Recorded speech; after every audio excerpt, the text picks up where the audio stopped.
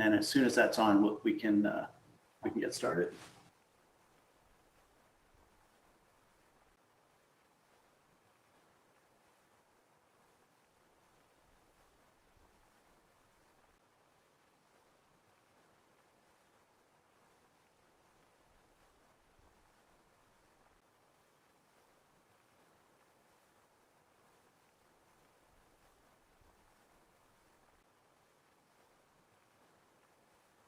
All right, so it looks like the video is on. So Amanda, welcome. Welcome to our little corner of the world here. I was particularly excited to see my teammates at NYU set up the NYUMetaverse and center it directly on the fountain in Washington Square Park. It's so powerful. Isn't it amazing? I was blown away when I joined this world at what you guys have built at NYU. Bravo. It's so lifelike and easy to use.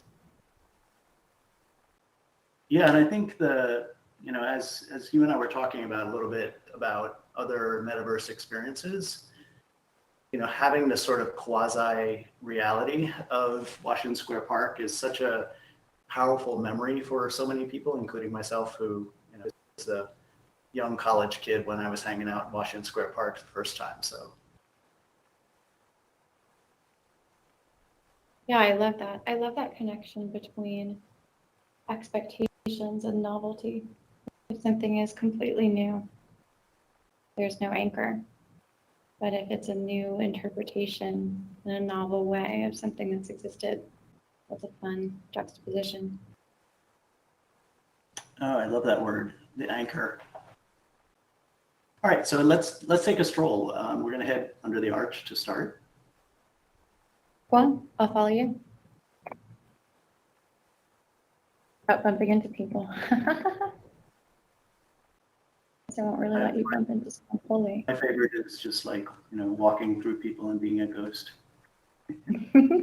Wear an outfit next to me. Asian guide. Cool. Oh yeah, that's Ira. How do you say your name, Ira? So I was saying earlier that very often there was either musicians or pianists playing underneath the arch. Obviously, it's great acoustics for that. I was actually thinking, how do we replicate those acoustics in the metaverse? That'd be interesting to. That'd be cool.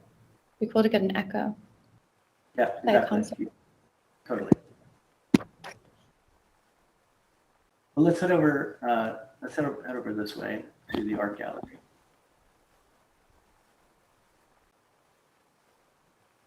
All of the artwork that you're seeing, and we'll walk to the gallery here, was created by NYU students.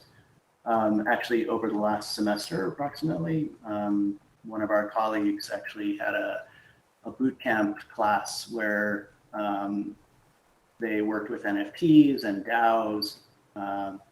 And wound up creating a pretty interesting concept called the Tech Girl DAO, which is described right here on this sign. So cool. I love that logo. And essentially, they've done what you would expect with a Web3 DAO, is to create a treasury and a fund, essentially, to fund a social good, providing people with access to what is described here as a male-dominated field. I guess. How do you feel about that, then? Well, it's a pseudonymous community. You don't always know who people are, but point taken. Well, that's actually. Are you actually you? I ask myself that all the time. So they called this Tech Girl DAO, which is what this logo is in front of us here. And Mark Beckman was actually the instructor who led this class recently, and student reception of it was quite phenomenal. And so they're still running the DAO, outside of their classwork, and it will take on, like all DAOs do, a life of its own.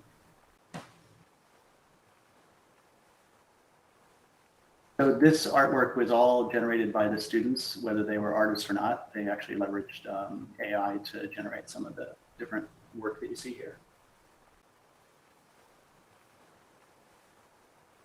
Some pretty cool stuff. Like the variety is pretty awesome too. I kind of love this one on the right here. Oh, yeah.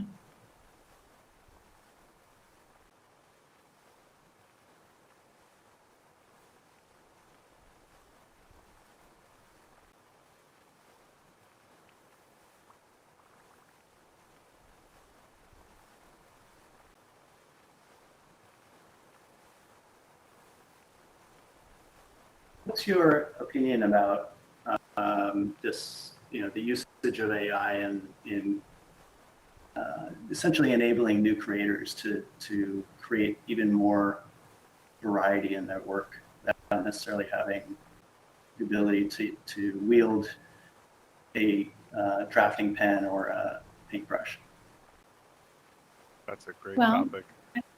I think most obviously, it democratizes access to the ability to create and widens the variety of creations that are possible at a lower activation threshold. Slightly less obviously, it is itself a medium. And so we see artists experimenting with prompt engineering, and we see the actual prompt that went into creating a work become part of the work itself and part of the artistic process. And it's going to take a long time for the art world to fully integrate that and explore it. I think at the same time, we're going to also see a demand for verifiably human created works, the same way there's a market for hand craftsmanship, even in a world where we can mass produce so much. And so provenance tracking, possibly on chain, of some of these works is going to be super interesting. What do you think? I think last point, I completely agree with your point about provenance. And one of the things that I think is, from a Web3 perspective, AI is creating very broad awareness about what we've been studying in the Web3 field for quite some time, which is provenance, right? And understanding the history of digital creations. Right. The other thing I think is cool is we're inevitable. There's going to be a big asymmetry between what AI can create content-wise and what a human being can do. So far, we've seen a little bit of asymmetry. There's already way more human-generated content on the internet than a human could possibly hope to consume, which is why curation has become so valuable. But that asymmetry is about to totally explode. Yeah, that's a great point. And this is, I think, one of the challenges that a lot of people recognize for a while is like the inability for humans to keep up with the pace of AI creation, and potentially creations created by AI that humans may not have had a lot of prompt engineering associated with in the most possible negative interpretation of that statement. But the positive opportunity is making an internet that's delightful. With AI having created so much content and tested it and optimized it, that what you are presented as a human is something that's tailored to you and extraordinary and wonderful and makes your experience so much better. How many of the types of content you access every day fills you with delight or answers your burning question or is wonderful? And potentially, if we have something with an 1,000 IQ or even much lower, we can get cooler stuff out of this. Yeah, I think, I mean, I'm always an optimist, so I agree with that perspective. You use the term democratization a lot. How would you define that? I think one of the things that we need to do as we're talking is define terminology that we're very familiar with in the Web3 space, but others may have a different interpretation of those words. Well, it's funny because I don't even know whether the word democracy actually really applies to us that well. But by democratizing access to be able to create art, I mean that you need less money and less time and less just physical stuff to be able to create art, so that a larger group of people are able to do something than would otherwise be able to. So we often say that the web democratized the ability to create content, communications, it democratized communications, right? Mm-hmm. And what I think AI art tools are doing is democratizing the ability to make art, so lowering the threshold at which someone can do it. The digital world is limitless. There's no Western frontier to close. There's no gravity. There's no Newtonian physics at all. You don't need any materials. It doesn't matter how much the materials would cost. So pointed, yes. So shall we stroll on? Yeah.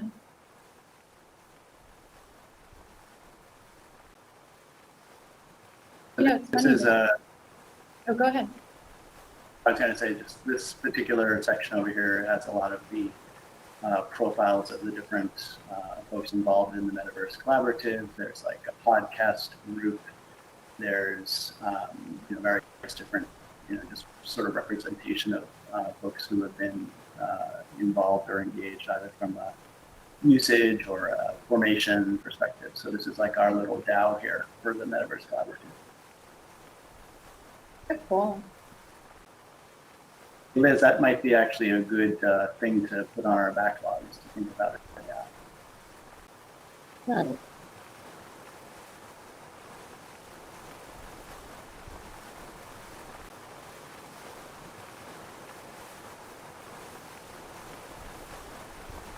We're going to head over to what I like to call the fountain stage, because it's actually centered on the Washington Square Park fountain, which is today, where you see a lot of performing arts in that particular space well over the years. I remember in my days in college, I used to spend a lot of time hanging out near the quote unquote fountain, because you'd have all kinds of performing artists like fire eaters and magicians and musicians and the like. So let's head on down to the stage. Maybe we can get our own performance going and everybody can do the wave. That's a brilliant idea.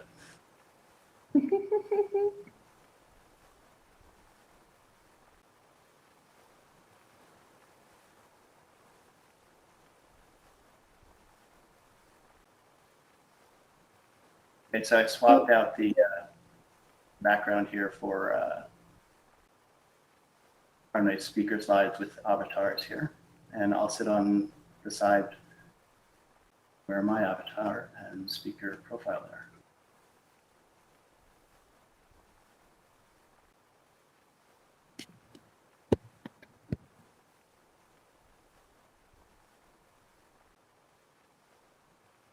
Oops. I just make myself sit again. Feel free to walk around. Yeah, I know you can be fidgety. It's quite all right. Yeah, I'm a fidgeter. Let's see if I can get myself to sit in this chair. Well, welcome everyone to the space and to our talk. Excited today to have Amanda Cassatt join us and talk about Web3 marketing and how that relates to the world of marketing that we know outside of the Web3 space. And I'm very excited to incorporate some of the ideas and concepts into my class as well on e-commerce marketing going forward. So welcome. Thanks so much for having me, Yorke. And also thanks to everybody that participated in building this super cool NYUMetaverse.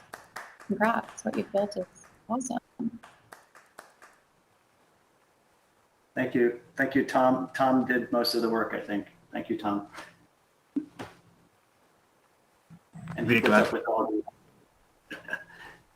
Thank you. And I'm sure Tom, I wasn't the first one to keep throwing ideas at Tom and saying, hey, we need to do this or we need to do that.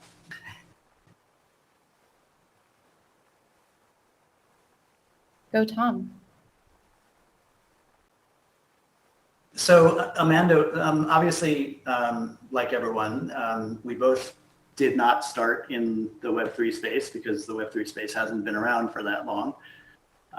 What were you doing before Web3? Like what kind of led you here? Yeah, it makes me laugh when people ask how I got into Web3 because there wasn't Web3 when I got into it. It was hard to describe what it was, actually. It was best described as crypto. So I thought I wanted to be a journalist. I worked at the Huffington Post after college. I also went to college in New York, like many people here, but I was uptown at Columbia. Please forgive me. Always had a lot of NYU friends, came downtown a lot. Worked at HuffPost closely with Ariana Huffington. Got to see the glories as well as the pitfalls of the digital media business model back when that was regarded as successful.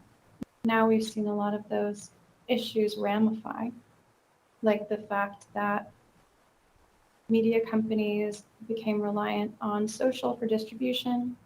All the advertising shifted to the social media companies. It became hard for creators online to get remunerated for their work because of the double spend problem and the aggregation business model. So I saw a lot of that, front row seat, and then I thought there would be a better way. I left and started a company called Slant, which was sort of a decentralized media startup before its time. And we allowed creators to publish on our platform. We served ads across the content and paid out the creators 70% of the ad revenue and took home 30%. The problem was our business model often involved splitting the dollar or splitting the cent, and we depended on these third-party payment processors for all of our transactions. So this business model that was picking up a lot of steam and performing really well, that worked in theory, didn't make a lot of sense in practice because of payments. And that's how I got really interested in payments and started going to meetups, training with other founders in New York that were interested in the same, which is how I stumbled on the early kernel of the Ethereum community and first met people like Joe Lubin. And once they explained Ethereum to me, I felt sure that I needed to drop everything I was doing and join the circus because it was so obvious to me that the technology could change everything. And while, with my background, I wasn't able to diligence every line of code, I could tell that these were some of the most brilliant people I had ever met starting to gather around some of these concepts. And so that really drew me in. How about you, Yorke? Kind of a similar journey. Although I was never in publishing and media, I spent about 6 years in really hardcore sort of internet digital, 2 years in affiliate marketing, building technology to support lead generation. And I found out how people made money on the internet in advertising. And I also found out that that's not a world that I wanted to stay in. We have a visitor. I love this.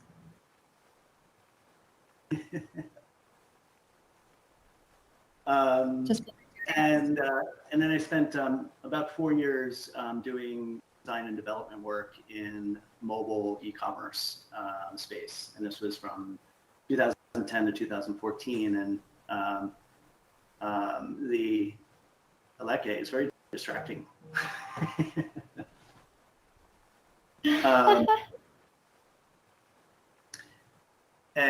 So in sort of my discovery journey in innovative technologies has been going on throughout my career. Hey, maybe we could do something with Yorke because he's kind of dominating the camera angle here. You want to take a seat, Yorke? You can restrict him from the space. Yeah, thank you. Happy to have people who are excited, but they're in front of the camera. That's going to be a little bit of an issue. So, interesting. You met. So 2015 was when I sort of fell down the rabbit hole. I fell down the rabbit hole for very technical reasons.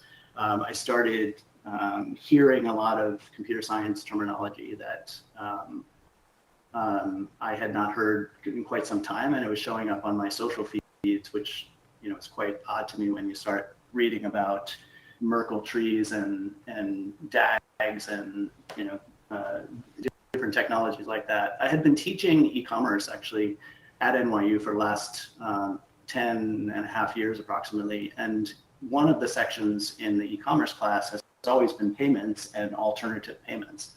And so I was aware of Bitcoin, but sadly I wasn't aware enough to have invested 10 years ago.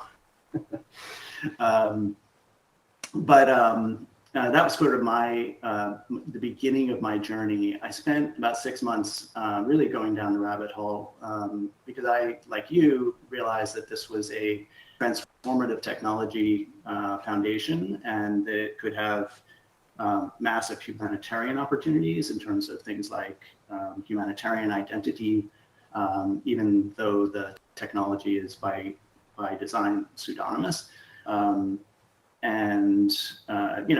It fascinated me. And so I realized that this was probably going to be the next 10 or more years of my career. And I had to start sort of shifting what I was doing in my partner work at Microsoft. So I was really fortunate to meet Joe Lubin and Andrew Keyes in the fall of 2015.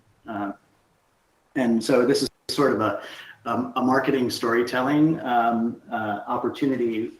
And I wanted to ask you, what was that first conversation like with Joe Lubin? Because I can tell you that my conversation lasted 3 hours, and the result of that 3 hours was, Joe, we have to actually be able to tell this story in 20 minutes.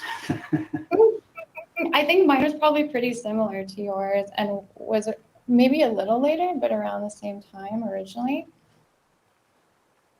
I feel like explaining things, think about explaining these things like different size rock tumblers. There's the rock tumbler for the really pretty large pointy rocks, and then as you smooth out the rocks, there are finer and finer ones. I think you and I both got the story originally when it was going through like the largest rock tumbler and was the least polished and was the most coarse on the edges. And so it was hard for me to understand what it was. Yeah. There are these sweeping societal claims, that it would change everything, new foundation that's more accessible, transparent, same rules for everybody, permissionless, uncensorable, and then a lot of very computer science. A lot of computer science speak that I didn't have the context to understand, but you did. So I had to do a lot of research on my own and had to talk to a lot of different people in order to get my head around it. Because, when we started explaining Ethereum to everybody, maybe everyone here can just imagine, everybody's heard of Bitcoin, nobody's heard of Ethereum before. How are you going to explain Ethereum to people? The best cognate that you've got is Bitcoin. So what we did is we said, Bitcoin is a blockchain. A blockchain is a type of technology. It can be used to support chains other than Bitcoin, and Ethereum is another blockchain. And unlike Bitcoin, which is wonderful, which primarily functions as a decentralized money system, Ethereum allows that value system to be programmable, so that you can program value, web native value, into any kind of application. And that's how we explained it. So as part of the process of getting this across, we had to bring up Bitcoin, which was tricky because at the time, Bitcoin was perceptually associated with the Silk Road and with illegal stuff. And the other challenge was you only needed to understand economics and history a little bit in order to basically understand what Bitcoin is, but you have to understand a little bit about computer science, or at least how the web works, to be able to really grok Ethereum. So the activation threshold was intrinsically and continues to be a little bit higher for understanding Ethereum as opposed to understanding Bitcoin, and that's just the truth. So those were the challenges. So we ended up really elevating this word blockchain in order to be able to explain Ethereum, and that word ended up having its own history, which we can go into. Yeah, I think that's such an important lens because even today, right? Like when you see discussions on CNBC, I mean, CNBC is obviously a financial channel, right? But it's primarily about speculative value and value of Bitcoin in particular. And to me, it's wonderful to have hardened speculative assets, right, and digital assets, but it diminishes the conversation substantially when you're talking about one specific attribute of a programmable asset that could have unlimited numbers of programmable attributes associated with it. And so I think that this interesting thing happened in the early days of our blockchain journey, and that is people really focused on just the fact that you want to track the value of this thing, right? That's the single attribute that you want to track. And I think, frankly, that's what, in some ways, just sort of financialized the industry. And while it's a wonderful use case for finance and decentralized finance and access to forms of money that didn't exist before, which in itself is democratizing, right? From a digital gap perspective around the world, it kind of held back people's understanding of what you could do with blockchain technology. True, but, and I agree with that, but the flip side is also, we elevated this word blockchain for another reason, which is that corporations and institutions at the time were deathly afraid of quote unquote crypto and all of the associations with these tokens that had market value. And the industry spent a lot of time trying to separate the crypto tokens with the potential market value from the underlying technology, the blockchain. And I think only now there's starting to be some use cases of quote unquote blockchain without crypto. But ultimately what's happened in terms of adoption, including institutional adoption, has come from the crypto and financialized side so far. And so I think we're using that word blockchain a lot when we wanted to, make sure that institutions especially knew that you could use this without the crypto aspect, when ultimately the crypto aspect is what got the most adopted. Like in the beginning, we thought, maybe private permissioned chains or private permission versions of Ethereum would take off, or some people thought that. And I think what's proven out over time is similar to the web, the actual open internet, the open web has won out over closed systems like the AOLs and the CompuServes, and similarly, the public Ethereum blockchain has won out over these concepts around private instances. Yeah, that's a great point, and I think you're jumping a little bit into the different things that we've done together, including launching the Enterprise Ethereum Alliance. But I was actually referring more to, and I appreciate everything you said, I was referring more to if you look at the advent of NFTs and how that technology actually helped blockchain cross the chasm of understanding that this is not just something that for a brand like Nike or Microsoft, a technology company, or Google or Amazon, that this decentralized technology that happens to be the foundation for something called a crypto asset, that it actually could have all kinds of other interesting programmable qualities to it.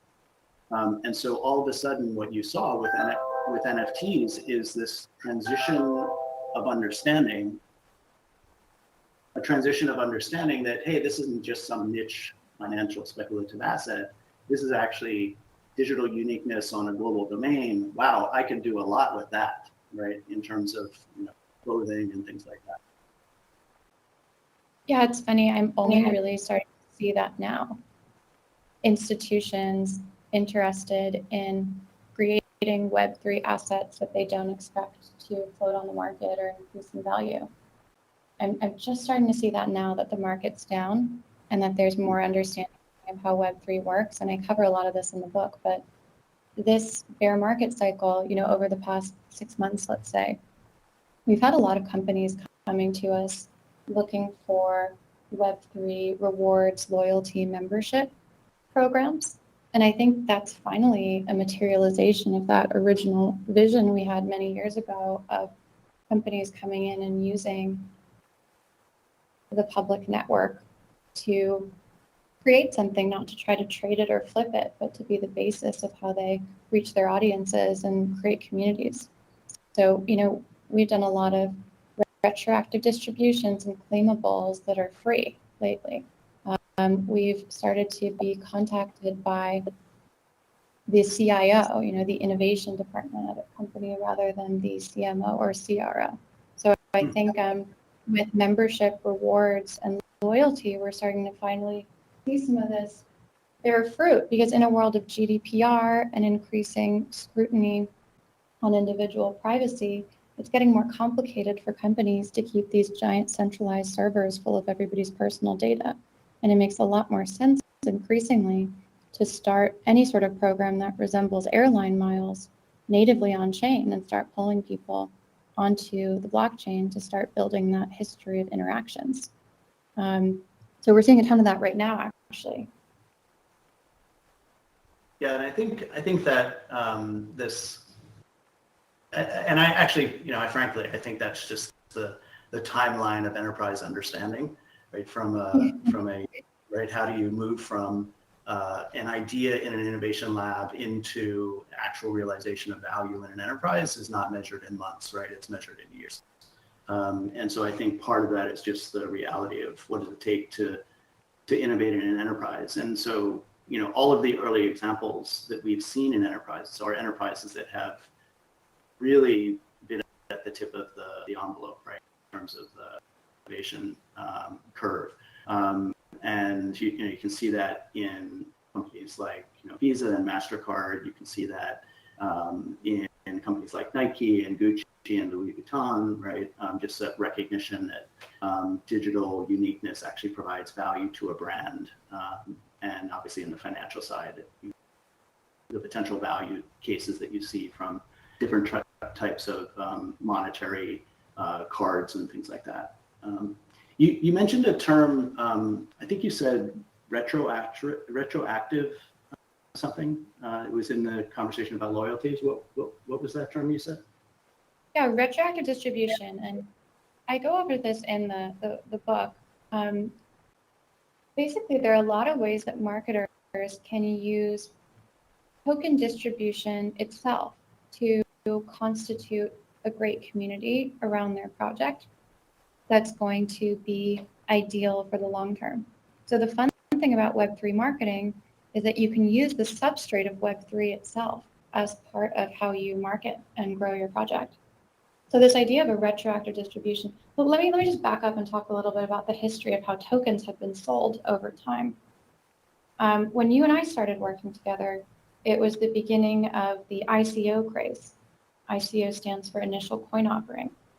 And a lot of projects at the time would sell their token, their coin, maybe by reverse Dutch auction or some kind of mechanism for pricing it, or it would be at a fixed price.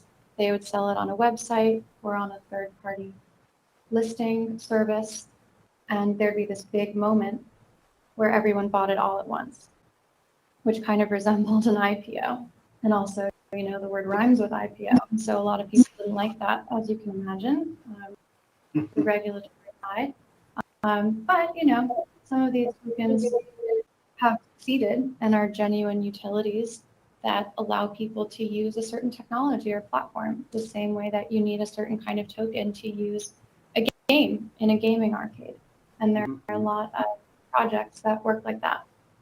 After the ICO boom in the kind of 2017, 2018 market cycle and the resulting regulatory scrutiny on that, and some of those projects have gotten through that with flying colors and remain strong to this day.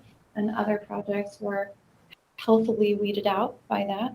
In the next cycle, what became more popular is launching your token by a retroactive distribution. And what that means is, let's say you have a project or a protocol that's been operating on the blockchain for some time, perhaps let's say a DeFi protocol, or a DEX, a decentralized exchange. There's a history of on-chain interactions that various wallets have had with your product. And you're able to take a freeze of that history and distribute your token to the people that have interacted the most with your platform. So that can be the people that logged in the most day over day. It can be the people that transacted with the most volume. It can be, you can program it to be whatever you want. And you can either airdrop your token when you first generate it to those wallets, or you can create a claimable page whereby anybody that hears about your retroactive distribution can come to a website, connect their wallet, and that shows them the amount of tokens that they're eligible to claim, and they can claim those and take those home and put them in the wallet. And we tend to recommend retroactive distributions to our partners, and we tend to recommend claimables so that you're constituting your community of early holders from the group of people that already love your product and come back and use it, and that are alert enough to come to your claim page to claim their tokens, because they're more likely to be engaged community members that genuinely love using your product and are excited about contributing. Got it. So retroactive distribution is possible because of essentially the wallets are interacting with your product, right? And so you get a direct signal, and then also possible because you can do this thing called an airdrop. Is there any parallel to that in the non-Web3 world? Yeah, I mean, rewards. I think a lot of brands and businesses reward their customers. It's just a lot harder to track who your customers are and what they've actually bought than it is on chain.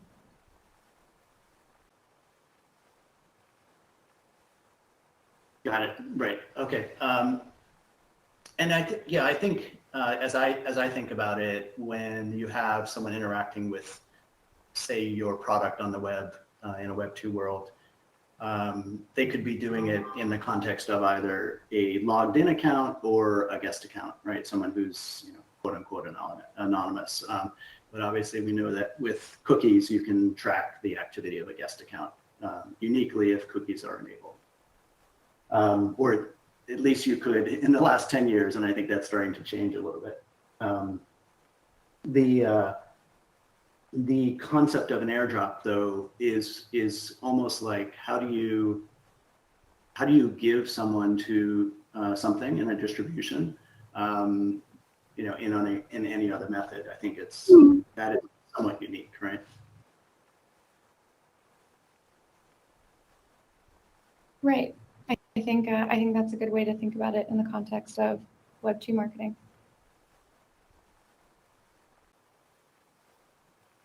So, sort of related to this topic, you have, you mentioned in your description of that protocols that that are getting interaction, and from the.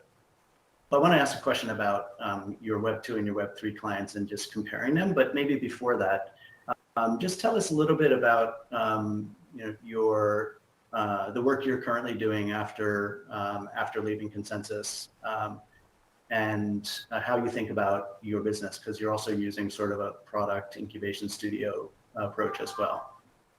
Yeah, so left off talking about my journey at joining Consensus. I was a chief marketing officer at Consensus from 2016 through 2019, where I had the opportunity to build the first Web3 marketing team. So we covered PR, content, social, community, events, growth marketing, brand design. So really wide variety of skills.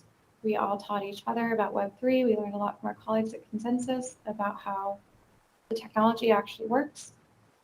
And we ended up helping bring Ethereum to market along with the Consensus brand, things like Infura, Truffle, MetaMask, Gitcoin, Gnosis, and also a ton of things that didn't work.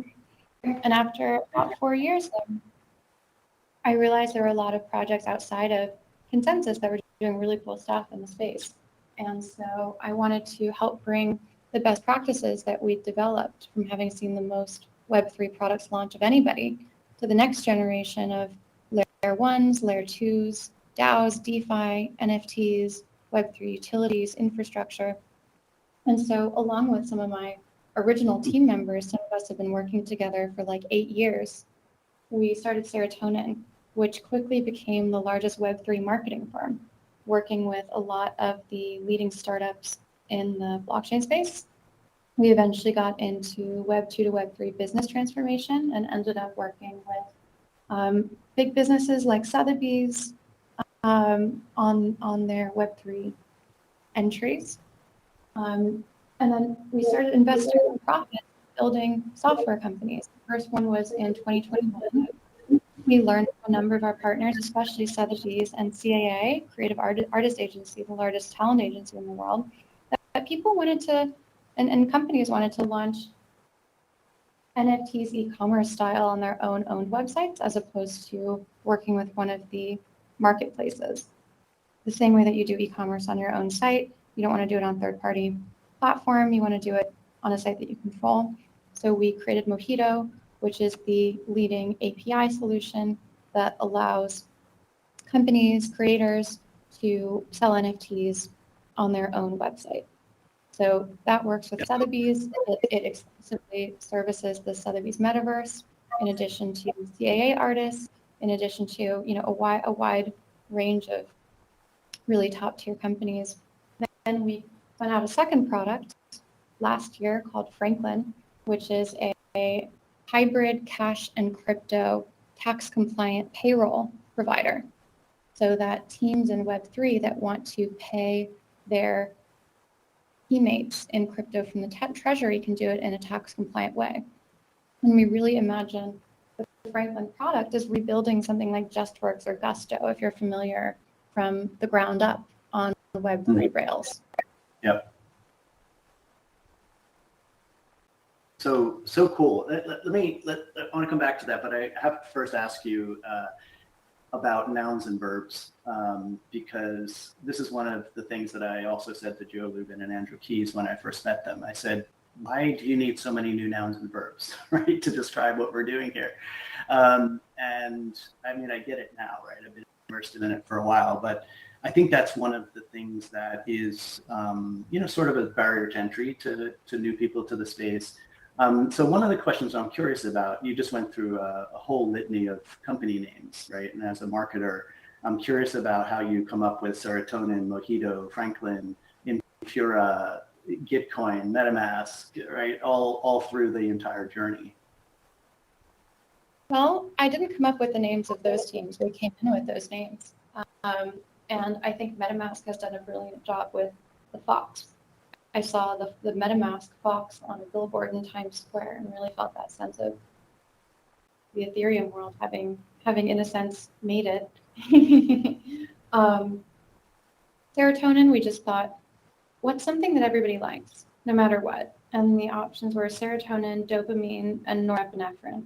And really only one of those made a serviceable company name. So we only had one option there. We called Mojito. One of the co-founders came up with that, not myself, Dan Kinsley. And it's because mojitos involve mint. They're minty. And at the time, the core MVP functionality we were focused on was making sure we could mint. Yeah, oxytocin, but that's also a hard company name.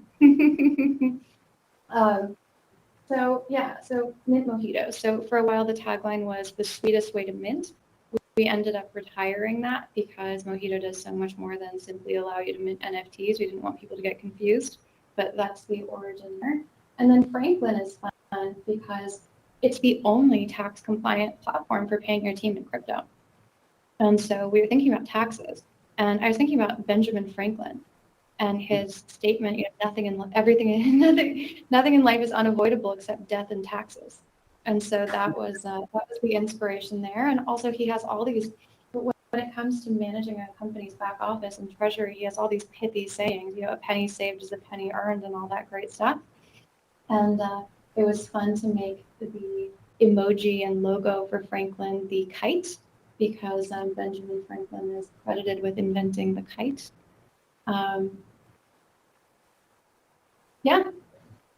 Adjacency to subject matter, ability to kind of trigger the right set of feelings in people when they hear the word. Yeah, totally.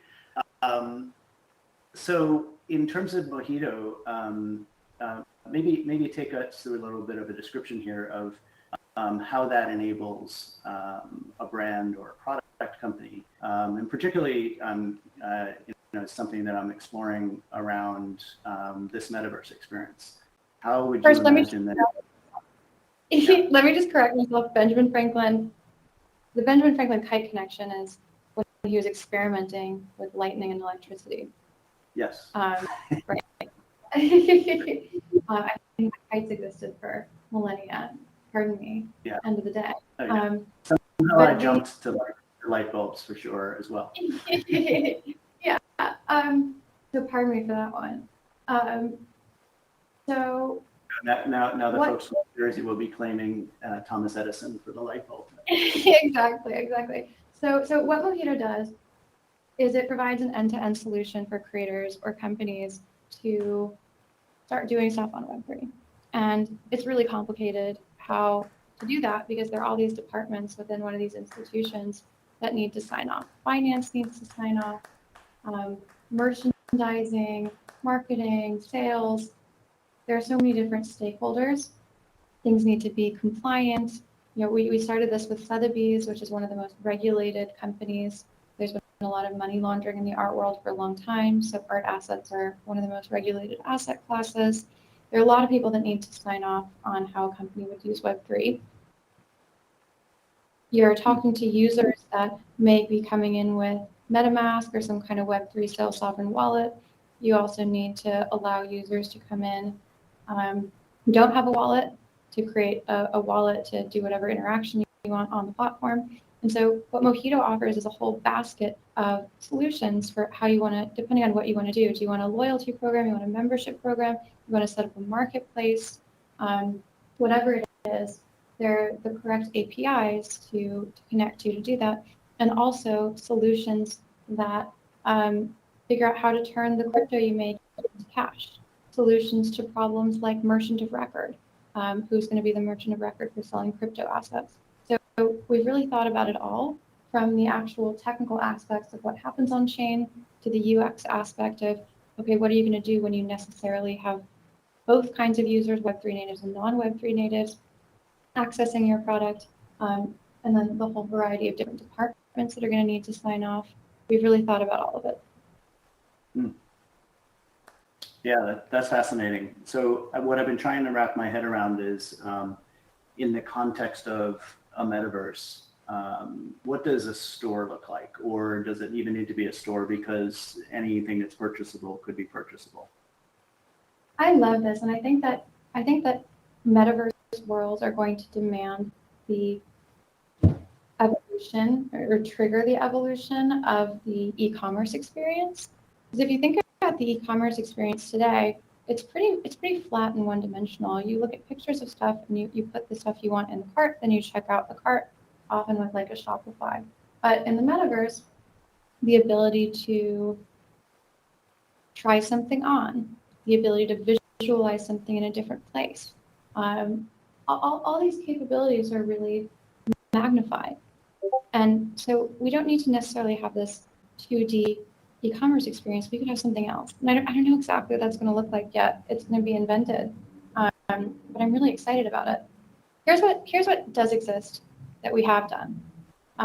We're very closely partnered with Decentraland. Decentraland is a Web3 native metaverse world, and it's been growing massively. And we have helped a number of our other partners create activations and also standalone structures in Decentraland. We worked with Sotheby's to create a replica of the famous Sotheby's auction house that's on the Upper East Side of New York City in Decentraland. It's their permanent headquarters location. It's designed to look a lot like it. And when Sotheby's is having an auction, and I'm one of a fortunate few that's had the opportunity to go to the actual Sotheby's building in New York and witness one of these auctions, it's very cool. It's really kind of nail biting at times. And the pieces of art are really beautiful and special, and it's fascinating to be in the same room as them. In the metaverse replica, you can watch the Sotheby's auction that's happening in New York, and you can bid in ETH. They started accepting crypto, and it's very cool. And you can be there with your avatar. And I remember there was a big sale at Sotheby's, and there were more people, quote unquote people, avatars, in the replica in Decentraland than there were in the room by far. And I was with the CEO of Sotheby's, and we had our phones out, and we were looking at everybody that was in there in Decentraland. We were looking around the room, and the room we were in was dwarfed by the room in Decentraland. That was really full of people. And it was very cool because it meant that we'd offered that Sotheby's auction experience to a broader group of people. Yeah, I think that's, to your point earlier, using the terminology democratization, right? Your ability in what is traditionally a very exclusive, member-only access to basically open that up in a much more accessible way to more people is evoked there, right? While you can still do things like token gating if you want to, have some controls around access for VIPs, etc. Yeah, totally. Like there could be an experience, and there are experiences all the time, right? Like imagine that you're a performing artist and you want to host a live music concert in a Web3 enabled metaverse world like Decentraland. And there are concert venues in Decentraland. And I actually found myself during the pandemic really craving live music and going to hear live music. And I found myself, going to performances that were happening online for the first time, which is something that I hadn't done before. And they can be pretty fun. So in Decentraland, you can have people buy tickets as tokens to a musical event, use token gating, something like Collabland, another partner of ours, in order to token gate the event and make sure everybody's actually bought the tickets. And then you can go in and you can, witness and be present for the event and connect with the other people that are also present. And that's super cool to me. And then something like the ticket itself, because it's on chain, you can have a split of the revenue that goes into the ticket sales between the vocalist, the guitarist, the person that mixed the audio, and you can have that automatically distributed into those people's accounts with zero fees or near zero fees if you're using a layer 2 like a Polygon or an Optimism on top of Ethereum. You can distribute that right into people's wallets. Back to the And it's completely disintermediated. Yep. That harkens back to it was Ujo, right, that had a concept like that ages ago? It's so funny. You start with something like Ujo. So Ujo is a project at Consensus, a really early Consensus project that, believe it or not, in as early as 2016, had ideas around using NFTs to token gate musical experiences and to have people be able to buy and download musical tracks or support their favorite artists through crypto. Ultimately, Consensus stopped working on that project. It was really before its time. But today, there's a really successful platform called Audius which is also a partner of Serotonin's. We worked with them on their token distribution, which was a retroactive distribution. Audius is like a decentralized SoundCloud. And it took a lot of the original learnings from Ujo. It was inspired by Ujo. A lot of the original Ujo team are advisors to Audius and took that concept and ran with it at a time in the market that made sense. And so a lot of what we built really early on, some of these use cases for Ethereum, some of them turned into big companies that started attracting lots of users and community members and even making a lot of money. And some of them ended up lighting the way and inspiring projects that would come later. And in my book, both of those are wins. Yeah, totally. I agree. I was always inspired by Ujo and some of that early work because it was, to your point, it was demonstrating the opportunity to disintermediate large organizations that have essentially massive control over distribution of funding to creators. So really powerful idea early in the journey. And I think that was part of the point, right, of a lot of the work at Consensus. It was really visionary and helping people understand what's possible without necessarily needing to have a business model that was successful in the beginning. That's right. And we tried lots of things. Ultimately, there's some really great successes in there. The MetaMasks, the Immerse of the world, a lot more. Also things that spun out to become super successful. But in the early days, one thing Consensus did super well is illuminate all of the different use cases for Ethereum and inspire thousands of developers and entrepreneurs to build against them. Yes, it was very interesting having those conversations with the team in the early days and just thinking about how do you actually navigate this, tip of the envelope, massive shift in how we build technical approaches in a very open, transparent, and systemically different way, right, than we've traditionally built highly successful VC-funded startups. And it was really fascinating to just think through that, from the picks and shovels days to the, to the crazy ideas of things that were in some ways moonshots, right, about, just opportunity. Right, for sure. And I think without what Consensus did for Ethereum and the space would not have happened. Yeah, I totally agree. That, by the way, if there's questions, feel free to drop them in the chat. I'm happy to take them at any point here. We will be strolling to the exhibit area in about 5 minutes, and so we're wrapping up here on the stage with final comments, but do stroll with us over to the exhibit area where we'll spend some time mingling with each other. So anything like what inspires you, Amanda? What are you thinking about in terms of the next 2 to 5 years? So the same thing that's gotten me excited about this movement is what's exciting to me now. I think there are a lot of kind of calcified systems, calcified economic hierarchies, especially in our world. And a lot of what we're creating is shrinking. A lot of sectors of our economy in the US are shrinking. But Web3 is something that, market pullbacks aside, if you create a straight line out of the whole thing, it's growing massively. And so it's a new frontier. It's a new frontier for creation in a digital context, free from gravity and material constraints.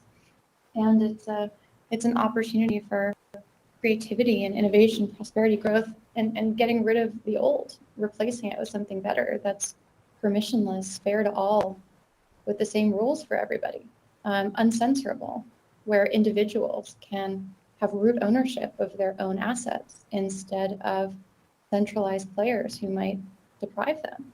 So I think, prosperity, opportunity, creativity, resilience, community resilience. I think those are the inspiring things here. I'm super excited about privacy. So we work with a ZK L1, layer 1 called Alio, and Ethereum is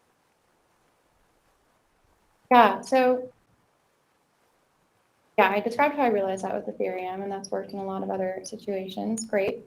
What are the risks of big companies steering this too much? I'm not worried about that because they're not. I think a lot of people in the community wish big companies were announcing more work in Web3 and more collaborations. I think they're behind, and it's Web3 native projects that are ahead and doing the most.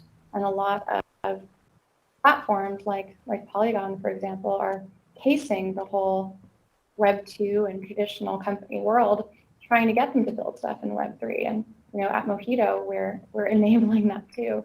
So I think I don't think that's happening. I think we're going to see a heterogeneous mix of existing players and Web 3 native players become dominant in this space. And I think a lot of the existing traditional companies are going to have to evolve a lot in order to succeed in this space.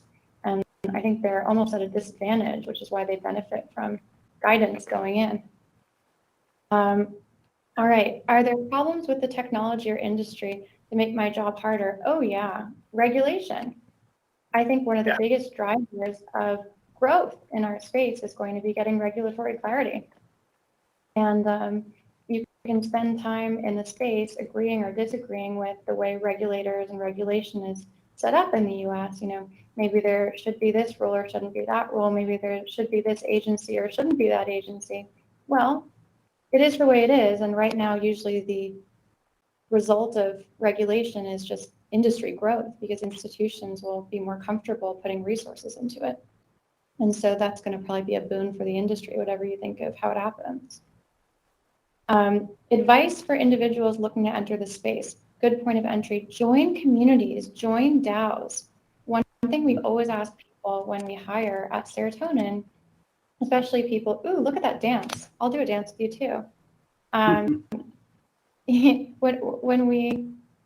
When we evaluate, we're asking, okay, especially if you're coming from Web 2, if you aren't already working in Web 3, are you doing this nights and weekends? Are you obsessed with this? Are you super excited about it? And you can show that by saying, I'm in this DAO, I'm in that DAO, I contribute in this way. And that's how you can get to know the space.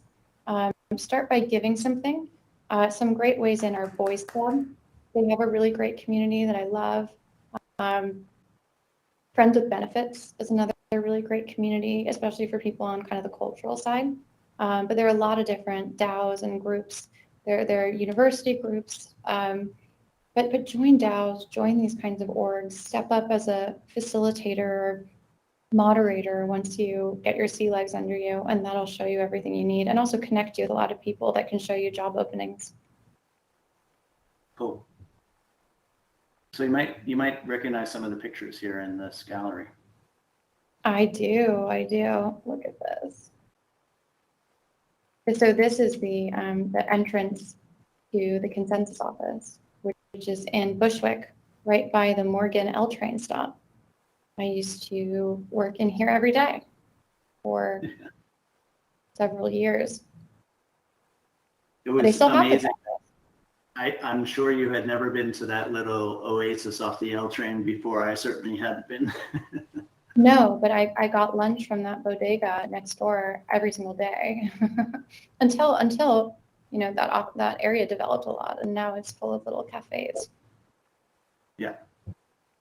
No, it's amazing to see the renaissance in that area. It's just fascinating. Some great restaurants out there. Balansai. If anyone wants a restaurant recommendation in Bushwick. What is that called? Balansai. It's so good. I think it's Vietnamese.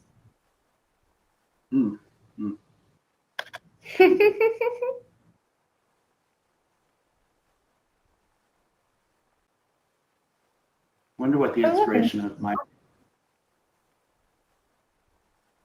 graphics from the book and a talk I gave at Ethereal a million years ago.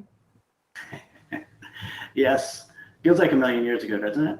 When I was looking for material, I actually found the talk that I gave at that same Ethereal event on tokenization. Yeah, I remember that. I remember all of this. I'm wearing like a little Ethereum necklace there. Funny. That was in the knockdown space, right? That was what that was called? That was 2018. That was the second one we did in New York, and it was in the Knockdown Center in Queens. Yeah.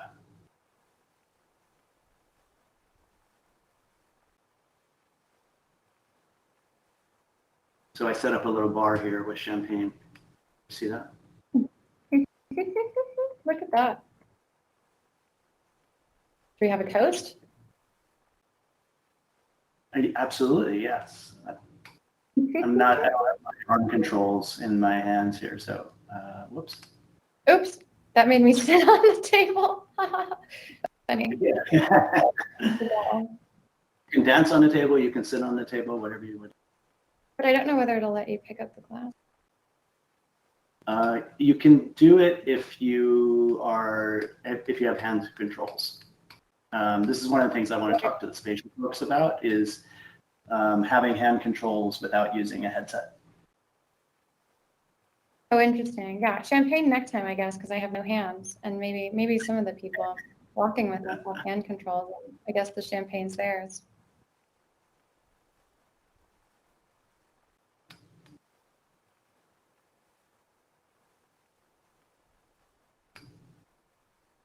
That's me. The other video that I put up over here, Amanda, is this is actually the hackathon, one of the first hackathons that was held at, Consensus. I think it was like summer of, might have been 2018. Sound right? I feel like there were some hackathons and stuff before that. I mean, we were This is doing the intern hackathon specifically. we were having those intern hackathons in like 2016. You know, and people would get like, I don't remember, maybe it was like 10 ETH, maybe it was 50 ETH rewards for what those intern hackathons when ETH was a couple dollars. Yeah, amazing.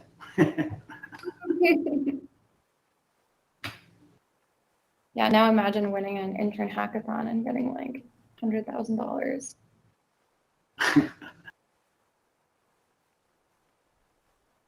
This is the exhibit space across the way is actually Mark Beckman. He's the instructor that did the class that did the Tech Girl DAO. Oh, cool.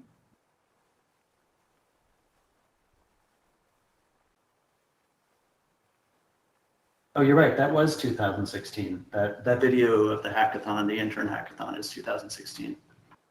Yeah, that doesn't surprise me.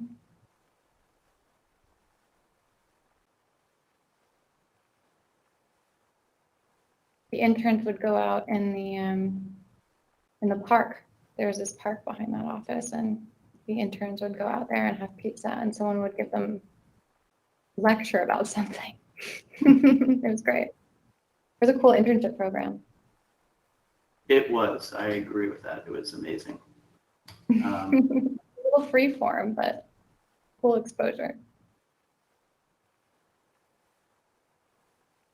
Totally awesome. Well, people should continue to mingle, and I don't know how you feel about it, Tom. I don't know if you want to open up the ability for people to ask questions live if they have them via audio. We could do that. Yeah, if people have questions, they can just unmute themselves and then ask questions on the audio. Cool. Oh, is that you, Ye, with the angel wings sitting on the champagne table? That's me. Hi. Sorry.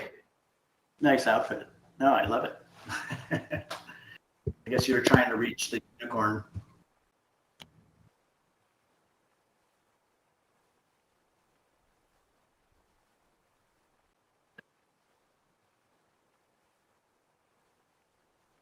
So did you notice, Amanda, did you notice the nice trees with the spring colors? Oh, I love that. Cherry blossoms. Yeah. Cherry blossoms bloom in the metaverse. It's a new version of a tree grows in Brooklyn. Totally. I think we're gonna have to think about the seasonal designs when it gets snowy in the middle of winter. Oh, totally. Do you know what the numbers are around this metaverse world? Like how many people have accessed it? How many people use it in courses? It's so cool. Everyone should really use it.